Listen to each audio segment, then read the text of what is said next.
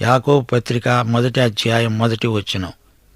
దేవుని యొక్క ప్రభువైన యేసుక్రీస్తు యొక్క దాసుడైన యాకోబు అన్యదేశములందు చెదరి ఉన్న 12 గోత్రాల వారికి శుభమని చెప్పి వ్రాయునది. యాకోబు శరీరరీతిగా యేసు ప్రభువుకు తమ్ముడు గాని శారీరక బాంధవ్యాన్ని అతడు పేర్కొనడం లేదు. నేను ప్రభువైన యేసుక్రీస్తు దాసుణ్ణి అంటున్నాడు. నేను దేవుని దాసుణ్ణి అంటూ తనను తాను పరిచయం చేసుకుంటున్నాడు. తాను యేసుక్రీస్తు యొక్క దాసుడు, సేవకుడు, బానిస. యూదా, బెన్యమీను గోత్రాలు కాదు, మొత్తం 12 గోత్రాల వారు అన్యదేశాలలో చెదరిపోయి ఉన్నారు. చెదరిపోయిన యూదులకు, ఇశ్రాయేలీయులకు రాసిన ఉత్తరమిది. యూదులు ఒక జాతిగా బబులోను, సిరియా, ఈజిప్టు మొదలైన అన్యదేశాలలోకి చెదరిపోయారు. ఆ తరువాత రోమా సామ్రాజ్యంలో కూడా చెదరిపోయారు. పెంతెకొస్తు నాడు ఈ జాతుల నుండి యెరూషలేములో అందరూ సమకూడారు. ఈ ఉత్తరం యూదులను, విశేషించి పాలస్తీనా సరిహద్దులు దాటి ఆయా ప్రదేశాలలో చెదరిపోయి ఉన్న యూదులను ఉద్దేశించి రాయబడింది. నా సహోదరులారా, మీ విశ్వాసమునకు కలిగే పరీక్ష ఓర్పును పుట్టిస్తుందని ఎరిగి మీరు నానావిధములైన శోధనల్లో పడునప్పుడు అది మహానందమని ఎంచుకొనండి. మీరు సంపూర్ణులు, అనూనాంగులు, ఏ విషయములోనైనా కొదువలేని వారు అయి ఉండునట్లు ఓర్పు తన క్రియను కొనసాగనివ్వండి. నా సహోదరులారా అని సంబోధిస్తున్నాడు. ఈ పత్రికలో సహోదరులారా అని తన వారిని 15 సార్లు పిలిచాడు రచయిత. మహానందం అనుభవించండి. శోధనలు నానా విధాలు, వాటిలో ఆనందించండి. ఈ శోధనలు బాహిరమైనవి. మీరు శోధనల మధ్య ఉన్నప్పుడు కంగారు పడకండి, అది మీకు మహానందం. ఒక మనుష్యుడు యెరూషలేము నుండి యెరికోకు వెడుతూ దొంగల చేతిలో చిక్కినట్లు మీరు నానావిధ శోధనల మధ్య చిక్కుబడి ఉన్నారా? అది మహానందం. ఇది విశ్వాస పరీక్ష. దానివల్ల మీకు ఓర్పు అలవడుతుంది. పరీక్షల వల్ల మనం దీర్ఘశాంతం నేర్చుకోవాలని దేవుని ఉద్దేశ్యం. ఈ ఓర్పు తన క్రియను కొనసాగించనీయండి. ఈ ప్రక్రియకు అడ్డు తగలకండి. మీరు ఈ విధంగా సంపూర్ణులవుతారు, సంపూర్ణత దిశలో సాగిపోతారు. మీరు సంపూర్ణతకు ఎదుగుతారు. పసిపిల్లలు ఎదుగుతూ ఉండాలి గదా. అనూనాంగులవుతారు. అన్ని అవయవాలలో సమానమైన ఎదుగుదల ఉంటుంది. ఎదుగు బొదుగు లేకుండా ఉండకూడదు. మీరు ఏ విషయములోనూ కొదువలేని వారై ఉండాలంటే ఓర్పును ఆర్పకండి. ఓర్పులో నిట్టూర్పులు విడువకండి. అది మహానందమని ఎంచుకొనండి. 5వ వచనం. మీలో ఎవనికైనా జ్ఞానము కొదువగా ఉన్న ఎడల అతడు దేవుణ్ణి అడగాలి, అప్పుడది అతనికి అనుగ్రహించబడుతుంది. ఆయన ఎవరినీ గద్దింపక అందరికీ ధారాళముగా దయచేసేవాడు. సంపూర్ణత రావాలంటే జ్ఞానం ఉండాలి. ఇది దేవుడిచ్చే జ్ఞానం. దేవుణ్ణి అడిగితే జ్ఞానం దొరుకుతుంది. ఆయన ఇస్తాడు. మత్తయి సువార్త 7వ అధ్యాయం 7వ వచనం. అడగండి, మీకు దొరుకుతుంది. దేవుడిస్తాడు. దేవుడు మహాదాత. దేవుడు ఇచ్చేవాడు. ఇవ్వటం దైవలక్షణం. మనుషులు అప్పుడప్పుడు విసుగుతో, కోపంతో ఇస్తారు, తిడుతూ పెడతారు. దేవుడు అలా కాదు. ఆయన ఎవరినీ గద్దింపక ధారాళముగా దయచేస్తాడు. దేవుడు ఇచ్చేటప్పుడు గద్దించడు, బిగబట్టడు. దేవుడు పిసినిగొట్టు కాడు. ఇష్టం లేకపోయినా ఒత్తిడిని బట్టి ఇవ్వటం కాదు, ధారాళంగా ఇస్తాడు. ఆయన విశ్వదాత. శుద్ధ మనస్సుతో మనం పంచిపెట్టాలి. ఆయన ఇచ్చినట్లే మనము ఇవ్వడం నేర్చుకోవాలి. మనం దేవుణ్ణి ఎలా అడగాలి? ఏమాత్రమూ సందేహించక విశ్వాసముతో అడగాలి. సందేహించేవాడు గాలిచేత రేపబడి ఎగిరిపడే సముద్ర తరంగాన్ని పోలి ఉంటాడు. అట్టి మనుష్యుడు ద్విమనస్కుడై తన సమస్త మార్గములందు అస్థిరుడు గనుక ప్రభువు వలన తనకేమైనా దొరుకుతుందని తలంచుకొనరాదు. ద్విమనస్కుడు, అస్థిరుడు దేవుని నుండి ఎట్టి ఆశీర్వాదము పొందజాలడు. శ్రోతలు వింటున్నారా? యాకోబు పత్రికలో సిద్ధాంతాలు లేవు. విశ్వాసులకు నైతిక సూత్రాలు ప్రబోధించబడ్డాయి. విశ్వాసమంటే ఏమిటో, ఎలాంటిదో విపులంగా చర్చించబడింది. విశ్వాసానికి ఫలితమైన క్రియలను గురించి యాకోబు మాట్లాడుతున్నాడు. మొదటి 3 అధ్యాయాలలో అసలైన సిసలైన విశ్వాసమంటే ఏమిటో పరిశీలనాత్మకంగా మనకు ప్రబోధం చేస్తున్నాడు. యేసు ప్రభువు, మరియా, యోసేపు ఇంకా ఆయన సోదరీ సోదరులు కలిసి కుటుంబంగా జీవించారు. ఆయన సహోదరులు కూడా మొదట్లో ఆయన యందు విశ్వాసముంచలేదు. అయితే యాకోబు యేసుక్రీస్తు యొక్క దాసుడయ్యాడు. ప్రభు అయిన యేసుక్రీస్తుకు దాసుణ్ణి అన్నాడంటే అతని అంకిత భావం గుర్తించదగింది. యేసు ఆయన మానవ నామధేయం. ఆయన క్రీస్తు, మెస్సీయా, అభిషిక్తుడు, ఆయన రక్షకుడు, మన కోసం ప్రాణం పెట్టినవాడు, రక్తం కార్చినవాడు. ఆయన తన ప్రజలను పాపముల నుండి రక్షించే యేసు. ఆదిమ సంఘంలో ప్రథమ విశ్వాసులు 100కి 100 యూదులే. ఆ తరువాత క్రైస్తవ విశ్వాసం అన్య ప్రాంతాలలోకి ప్రసరించింది. యేసుక్రీస్తు చిన్నాసియాలోని 7 సంఘాలకు ఉత్తరాలు రాసిన కలం స్నేహితుడు. అది ఇప్పుడు టర్కీ అని పిలువబడుతోంది. యూదులు లోకమంతటా చెదరిపోయారు. రష్యా, చైనా, జపాను ఈ విధంగా అన్ని దేశాలలోకి యూదుల 12 గోత్రాలు చెదరిపోయాయి. యాకోబు వారికి శుభవచనం చెబుతున్నాడు. అంటే ఆనందించండి అంటున్నాడని అర్థం. నానావిధ శోధనల్లో ఆనందించండి, అది మహానందమని ఎంచుకొనండి. శ్రమలు, శోధనలు వచ్చినప్పుడు పండ్లబింకంతో ఆనందం అనడం కాదు, అక్షరాల ఆనందించాలి. కష్టాలు, శ్రమలు మనకు రావటంలో దేవుని సంకల్పం గొప్పది. శ్రమల వల్ల కలిగే ఫలితం ఆనందం.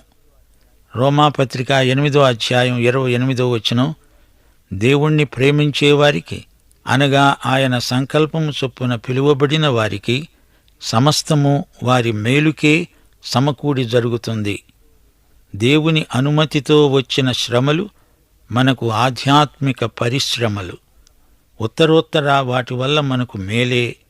విశ్వాస పరీక్షా ఫలితాలు వచ్చేదాకా ఓర్పు కలిగి ఉండాలి. మనము విశ్వాసముతో పనిచేస్తాము, వెలిచూపును బట్టి కాదు. దేవుని కళ్లతో చూడగలిగితే అదే విశ్వాస దృష్టి అంటే. విశ్వాస పరీక్షల వల్ల ఒక వస్తువును తయారు చేసినప్పుడు అది పనిచేస్తుందో లేదో అధికారులు పరీక్షిస్తారు. అప్పుడు దానిని విడుదల చేస్తారు. బంగారాన్ని, వెండిని పుటం పెట్టి పరీక్షిస్తారు. ఒక గుంజను పాతినప్పుడు అది నిలుస్తుందో లేదో తెలుసుకునేందుకు దాన్ని బాగా అటూ ఇటూ ఊపుతాము. విశ్వాస పరీక్ష దేవుని ప్రయోగశాలలో రసాయనిక పరిశోధన. ఈ పరీక్షలకు తట్టుకొని నిలిచిన వారికి ఓర్పు, దీర్ఘశాంతం, సహనం. విశ్వాసి అనూనాంగుడై ఎదుగుతాడు. దీర్ఘశాంతమనేది పరిశుద్ధాత్మ ఫలం. శ్రమ ద్వారా, పరీక్షల ద్వారా పరిశుద్ధాత్మ మనలో ఓర్పును కలిగిస్తాడు. ఇది స్వయం కృషి వల్ల రాదు. ఓర్పు నీలో కొనసాగుతుంటే నీలో క్రమేణా పరిపూర్ణత కలుగుతూ ఉంటుంది. కొందరిలో ఎదుగుదల బొత్తిగా కనిపించటం లేదు. వారు బాల్య చాపల్యంతో వ్యవహరించటం కాపరికి తలనొప్పి. దావీదు అన్నాడు, కీర్తనలు 131, 1-2 వచనాలు, యెహోవా, నా హృదయము అహంకారము గలది కాదు, నా కన్నులు మీదు చూచేవి కావు. నాకు అందని వాటి యందైనా గొప్పవాటి యందైనా నేను అభ్యాసము చేసుకోవడం లేదు. నేను నా ప్రాణమును నిమ్మళపరుచుకుంటున్నాను, సముదాయించుకున్నాను. చనుబాలు విడిచిన పిల్ల తన తల్లి యొద్ద ఉన్నట్లు నా ప్రాణము నా వద్ద ఉన్నది. దావీదు ఆలోచన ఇదే. నేను ఎదగాలి, తల్లిపాలు మానాలి, ఎదుగుతూ బలవర్ధకమైన ఆహారం తినడం సాధకం చేయాలి, జీవాహారం తినాలి. అలాగే దేవుడు దావీదును పరీక్షించాడు. పరీక్షల ద్వారా అతనికి అనుభవం వచ్చింది. అతడు ఆ విధంగా ఆరోగ్యంగా ఎదిగాడు.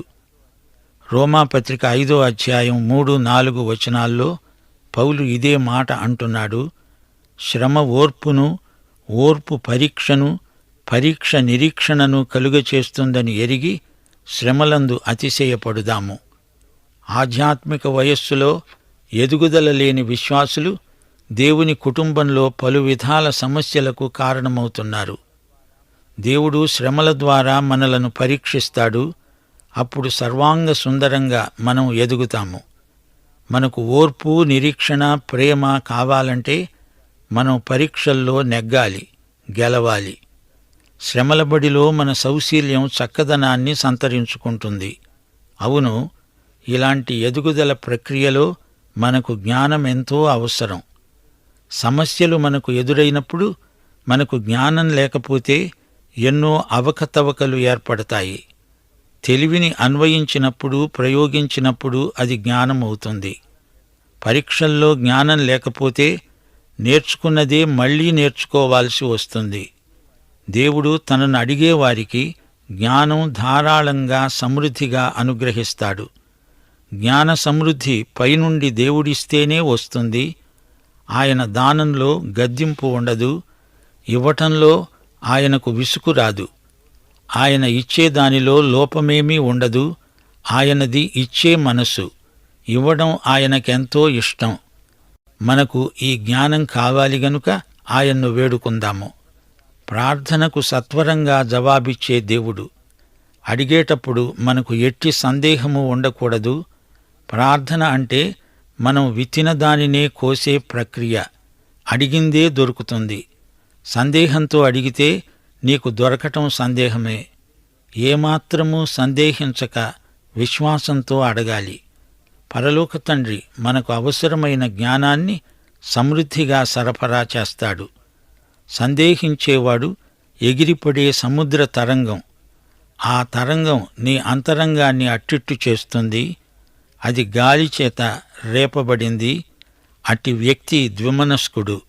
దేవుడే అంతా చూసుకుంటాడులే అంటూ మరో చెంప మన కృషి, మన శక్తియుక్తులు ప్రయోగిస్తాము.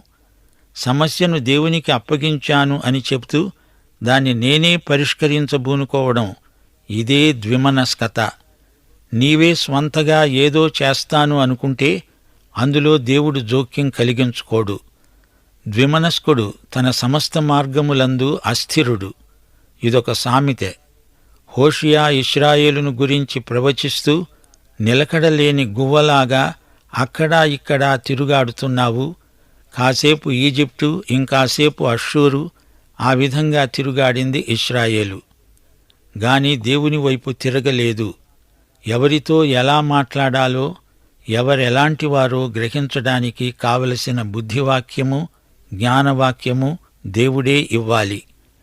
జీవితంలోని ఒడిదుడుకులను ఎదుర్కొనే జ్ఞానం దేవుడే మనకివ్వాలి. పరీక్షలు, శోధనలు మనకు మహానందమనిపించాలి. లోకస్తులకు ఈ రహస్యం తెలియదు. పరీక్షలు కఠినమైతే సణుగుతారు, గొణుగుతారు. పాత నిబంధనలో ఐశ్వర్యం ఆశీర్వాదం, కొత్త నిబంధనలో శ్రమలు విశ్వాసికి ఆశీర్వాదం. నైతిక క్రమశిక్షణకు పరీక్షలు ఉద్దేశించబడినవి. శ్రమలలో మన సౌశీల్యం రాణిస్తుంది. శోధనలు మనకు ఆధ్యాత్మిక సాధనలు. మన విశ్వాస బలానికి శ్రమలు మంచి వ్యాయామం. అది మహానందమని ఎంచుకోవాలి. నానావిధమైన శోధనల వల్ల మనకు ఓర్పు అలవడుతుంది. ఓర్పు క్రైస్తవ సుగుణాలకు రాణిలాంటిది. ఒత్తిడులకు తట్టుకొని నిలుస్తుంది. మన శీలాన్ని శుద్ధి చేస్తుంది. ఓర్పు మన సౌశీల్యాన్ని ఉదాత్తమైనదిగా రూపొందించి చక్కదిద్దుతుంది. ఓర్పు తన క్రియను చేసుకుంటూ నెంపాదిగా మనల్ని పరిపూర్ణత వైపు పెంచుతుంది. నయోమి కోడలు ఓర్పాకు ఓర్పు లేదు, అందుకే వెళ్ళిపోయింది. రూతు అంతము వరకు సహించింది. మనం ఎదగాలి, ఎదుగుతూ ఉండాలి. క్రీస్తువలె ఉండడానికి మనము అన్ని విషయాలలో ఎదుగుదాము. మనమందరము విశ్వాసము విషయములో సంపూర్ణులమయ్యే వరకు, క్రీస్తుకు కలిగిన సంపూర్ణతకు సమానమైన సంపూర్ణత గలవారమగు వరకు ఎదుగుతూ ఉంటాము. రోమక సామ్రాజ్యంలో అక్కడక్కడా చెదరిపోయి ఉన్న యూద క్రైస్తవులారా, విశ్వాసులారా, నిరుత్సాహపడకండి. మీరు మీ విశ్వాసాన్ని బట్టి ఎన్నో హింసలకు గురి అవుతున్నారు. ఈ పరిస్థితులన్నీ ఉత్తరోత్తర మీకు మేలే చేకూరుస్తాయి. శోధనల్లో మహానందాన్ని అభ్యసించండి. శ్రమానందం క్రైస్తవులకే సాధ్యం. స్టాయికు వేదాంతులు బలవంతాన శ్రమలను భరిస్తారు. ఎపిక్యూరియన్ వేదాంతులు సుఖం మహానందమంటారు, కష్టం మహావిషాదమంటూ వాపోతారు. క్రీస్తునందు మాత్రమే దుఃఖం సంతోషంగా మారుతుంది. ఇదే క్రైస్తవ జ్ఞానం, విశ్వాసం, నిరీక్షణ. దేవుడు మన తండ్రి. తన బిడ్డలపై ఆయనకెంతో జాలి. దేవుడు మన క్షేమాన్ని, భద్రతను గురించే చింతిస్తాడు. తన పిల్లలను గుణపరచడానికి శిక్షించినా తండ్రి వాత్సల్యం తన బిడ్డల పట్ల ఎన్నటికీ తరగదు. శ్రమల ద్వారా రాను రాను మహిమ భారం మనలో హెచ్చుతుంది. శ్రమలు క్రీస్తునందున్న దేవుని ప్రేమ నుండి మనలను ఎడబాపనేరవు. శ్రమలలో మనకు అత్యధిక విజయం. దుఃఖం కలిగినా అందులో ఆనందించడం క్రైస్తవ విశ్వాసం. మోషే విశ్వాసమును బట్టి ఈజిప్టు ధనము కంటే క్రీస్తు విషయమైన నింద గొప్ప భాగ్యమని ఎంచుకున్నాడు. అల్పకాలము పాపభోగం అనుభవించటం కంటే దేవుని ప్రజలతో శ్రమను అనుభవించటం మేలని యోచించాడు. ఫిలిప్పి చెరసాలలో పౌలు పాటలు పాడాడు. ఆయన కాళ్ళు బొండలో బిగించబడి ఉన్నాయి. క్రీస్తు నామమున శ్రమలనుభవించే యోగ్యత తమకు ప్రాప్తించినందుకు అపొస్తలులు ఆనందించారు. శ్రమలయందు ఆనందించే కృప దేవుడు విశ్వాసులకిస్తాడు. శ్రమలు బలమైన పరిపక్వ విశ్వాసానికి రుజువు. క్రైస్తవ శీలము ఎంత వాస్తవమో, ఎంత బలమైనదో శ్రమలే ధృవపరుస్తాయి. విశ్వాస వీరులు తమ బలాన్ని శ్రమల నేపథ్యంలోనే రుజువుపరుచుకున్నారు. శ్రమల వల్ల విశ్వాసి హృదయంలో ఏముందో అదంతా బయటికి వస్తుంది. మనలో ఉన్న లోపాలను మనకు కనపడేటట్లు చేస్తాయి శ్రమలు. శ్రమల సాధనలో మన ఓర్పు ఎంతో రాణిస్తుంది. మనల్ని విశ్వాసయాత్రలో ముందుకు నెడతాయి శ్రమలు. క్రైస్తవ శ్రమలలో దేవుని కృపా సౌందర్యం కనిపిస్తుంది. ఓర్పు అంటే సహనశీలం, దీర్ఘశాంతం. సజీవ భక్తిలో శ్రమానుభవం అలంకారం. దేవుని చిత్తము కోసమై ప్రశాంతంగా కనిపెట్టే కృప శ్రమానుభవమందే మనకు ప్రాప్తిస్తుంది. విశ్వాసికి శ్రమలలో పవిత్ర సహనశీలం రూపొందుతుంది. శ్రమల బడిలో నైతిక సంపూర్ణత మనకు ప్రాప్తిస్తుంది. మనము సంపూర్ణులము, అనూనాంగులము అయి ఉండాలి. ఇదే దేవుని ఆశయం. శ్రమలు మనలను ఆధ్యాత్మిక సంస్కృతిలో శిఖరాగ్రానికి ఎక్కిస్తాయి. ఇబ్బందుల కొలిమిలో నుండి వచ్చిన వారే విశ్వాస వీరులందరూ. మత్తయి సువార్త నుండి ప్రకటన గ్రంథం వరకు శ్రమలను గురించిన పాఠాలే మనకు నేర్పబడుతున్నాయి. శ్రమల నిచ్చెనలో ఒక్కొక్క మెట్టు ఎక్కుతూ ప్రభువు దగ్గరికి పైకి పైకి వెడతాము. సిలువను మోస్తూ దేవుని చిత్తానికి సంపూర్ణంగా లోబడడమే మన కర్తవ్యం. ఆధ్యాత్మిక సంపూర్ణతకు చేరుకునేవారు శ్రమల బడిలో, పరీక్షలో నిష్ణాతులవ్వాలి, కృతార్థులవ్వాలి. జ్ఞానము గల విశ్వాసులే శ్రమల బడికి తగిన అభ్యర్థులు. జ్ఞానము లేకుండా శ్రమలనుభవించడం విషాదకరం. ఇదే మాట 1 పేతురు 1:6 చెప్పబడింది. మీరు మిక్కిలి ఆనందిస్తున్నారు గాని అవసరమును బట్టి నానావిధములైన శోధనల చేత ప్రస్తుతమున కొంచెము కాలము మీకు దుఃఖము కలుగుతున్నది. అయినా మీరు చెప్పనశక్యము మహిమాయుక్తమునైన సంతోషము గలవారై ఆనందిస్తున్నారు. ఇంతకు జ్ఞానమంటే ఏమిటి? తెలివి ఉండవచ్చు, దానిని నిర్మాణాత్మకంగా ప్రయోగించటమే జ్ఞానం. జ్ఞానం నీ జీవితాన్ని ఆకర్షణీయంగా అలంకరిస్తుంది. సరైన గమ్యము, సరైన పద్ధతులు గలవాడే జ్ఞాని. సరైన సమయంలో సరైన పని చెయ్యగలగడమే జ్ఞానం. దైవభక్తినే జ్ఞానమని చెబుతారు. సువార్త సత్యాన్ని నమ్మి ఆ ప్రకారం చేయడమే భక్తి. క్రైస్తవ జ్ఞాని గమ్యం దేవుని మహిమ. అతని క్రియలు, అలవాట్లు దేవుని మహిమార్థమైన సాక్ష్యములుగా రూపొందితే అతడే జ్ఞాని. శ్రమల మధ్య మనకు సమయోచితమైన జ్ఞానం కావాలి. దేవుణ్ణి అడగాలి, దేవుని నుండి పొందాలి. శ్రమల పవనాలు బలంగా వీచినా, హింసల తుఫానులు ఉధృతంగా చెలరేగినా విశ్వాసి సురక్షితంగా తీరం చేరుకుంటాడు. మనకు కావలసిన జ్ఞానము సమృద్ధిగా ధారాళంగా మనకిచ్చే దేవుడున్నాడు. దాతయైన దేవుడు, ప్రేమించే దేవుడు, సజీవుడైన దేవుడు. ఆయన జ్ఞాననిధి, జ్ఞానానికి మూలం. అడిగిన వారికి ధారాళంగా జ్ఞానదానం చేసే దేవుడు. విశ్వాసి హృదయంలో నివసించడానికి దేవుడు మనకు పరిశుద్ధాత్మనిచ్చాడు. పరిశుద్ధాత్మ జ్ఞానాత్మ. మనకు మంచి ఈవులనిచ్చే దేవుడే మనకు కావలసిన జ్ఞానమును కూడా ప్రసాదిస్తున్నాడు. వనరులన్నీ దేవుని యందే ఉన్నాయి. వాటిని ఎడతెగకుండా మన కోసమై ఆయన విడుదల చేస్తున్నాడు. ఆయన తన బిడ్డలకు కృపాబాహుళ్యం అనుగ్రహిస్తాడు. తన సొంత కుమారుణ్ణి అనుగ్రహించడానికి వెనుకతీయక మన అందరి కొరకు ఆయనను అప్పగించినవాడు ఆయనతో పాటు సమస్తమును మనకు ఎందుకు అనుగ్రహించడు? ఆయన శ్రమల కాలంలో తప్పక మనకు జ్ఞానం అనుగ్రహిస్తాడు. పరిశుద్ధమైన సహనముతో పాటు ఆధ్యాత్మిక ఆనందం కూడా మనం అనుభవిస్తాము. గద్దించక మనకు ధారాళంగా దేవుడు దయచేస్తాడు. సమృద్ధిగా మనకు ఇచ్చే దేవుని శీలం అలాంటిది. ఆయన దానశీలం ఎంతో ఉన్నతమైనది. అడిగితే చాలు, ఇస్తాడు. దేవుడు మాత్రమే ఇవ్వగలడు. విశ్వాసులు మాత్రమే దానిని అడిగి పుచ్చుకోగలరు. ఆయన సజీవ దేవుడు. ఆయన మనకెంతో సమీపముగా ఉన్నాడు. ప్రార్థనకు వెంటనే జవాబిచ్చే దేవుడు.